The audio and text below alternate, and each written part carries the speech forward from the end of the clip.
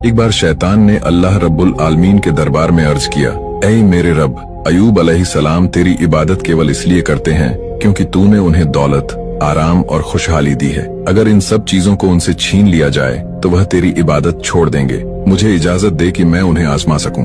अल्लाह ताला ने शैतान को इजाजत दी और कहा, जा, अगर तुझे लगता है कि तू मेरे नेक बंदे को बहका सकता है तो आजमा ले।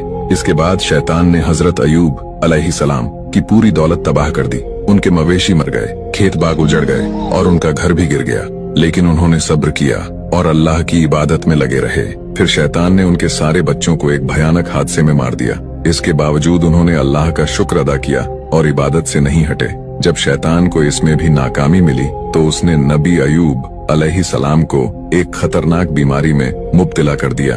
उनके पूरे शरीर पर फोड़े फूंसी हो गए, यहाँ तक कि लोग उन्हें शहर से बाहर निकालने पर मजबूर हो गए। केवल उनकी पत्नी हजरत रहीमा अलैहिस्सलाम ही उनके साथ रहीं और उनकी सेवा करती रहीं। एक दिन हजरत रहीमा अलैहिस्सलाम इलाज के लिए कुछ दवा लेकर आईं, लेकिन नबी अयूब अलैहिस्सलाम ने कहा, जब तक अल्लाह नहीं चाहता मैं कोई इलाज नहीं करूंगा। यह बीमारी 18 साल तक रही, लेकिन नबी अयूब अलैहिस्सलाम ने कभी भी सब्र का दामन नहीं छोड़ा। एक दिन उन्होंने अल्लाह से दुआ की, ऐ मेरे रब, मुझे तकलीफ पहुंची है और तू सबसे ज्यादा रहम करने वाला है।